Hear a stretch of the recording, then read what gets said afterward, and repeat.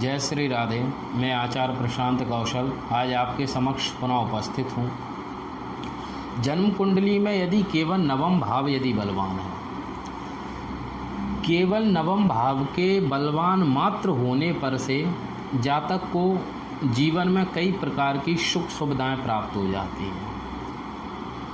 आज की वीडियो में विशेष नवम भाव के ऊपर लेकर आपके समक्ष उपस्थित हुआ हूँ कि नवम भाव जन्म कुंडली में भाग्य स्थान कहा गया है और यदि नवम भाव बलवान होता है तो व्यक्ति के भाग्य की वृद्धि करता है।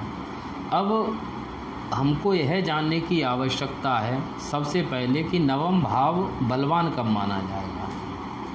तो इसके लिए शारावली नामक ग्रंथ में बताया गया है कि नवम भाव में यदि शुभ ग्रह विद्यमान है, यानी शुभ ग्रह नवम भाव में स्थित हैं और उन पर किसी भी प्रकार की पाप ग्रहों की दृष्टि नहीं है, कोई भी पाप ग्रह का योग नहीं है, वो नीच अवस्था में नहीं है, अस्त नहीं है, तो वह राजप्रद कहलाती है वह कुंडली। यदि इस प्रकार का योग किसी की कुंडली में है तो जब नवम भाव में इस प्रकार की स्थितियां बनती हैं तो व्यक्ति को अपने जीवन में कभी भी धन से संबंधित समस्याओं का सामना नहीं करना पड़ता, सबसे पहली बात। दूसरी बात, उस व्यक्ति के पास में जो संपत्ति भी होती है ना, वो चल नहीं होती, अचल होती है। यानी जो व्यक्ति के पास में जीवन भर रहे ऐसी संपत्ति का वह मालिक होता है।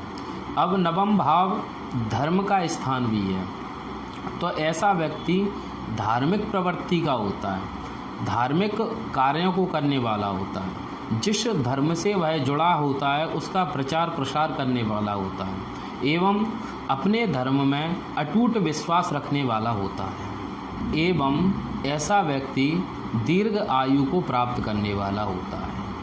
केवल नवम भाव में शुभ ग्रह का विद्यमान होने पर, केवल शुभ ग्रह नवम भाव में स्थित होने पर से व्यक्ति को इस प्रकार के लाभ प्राप्त होते हैं। यदि इसी के विपरीत यदि नवम भाव में कोई पापी ग्रह आके बैठ जाए या फिर कोई नीच ग्रह आके बैठ जाए, अस्त ग्रह बैठ जाए, तो इस प्रकार की यदि नवम भाव में स्थिति बन जाती है तो वह जातक प्रायः अपने शरीर से दुखी होता है।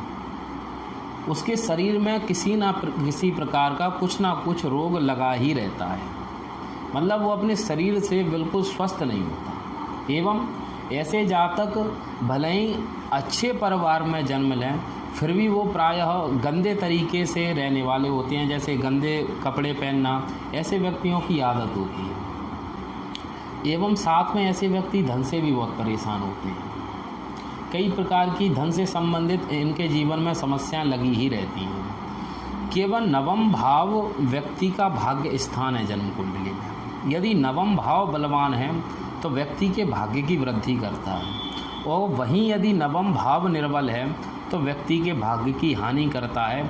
इस वीडियो में यही विशेष रूप से बताया गया है।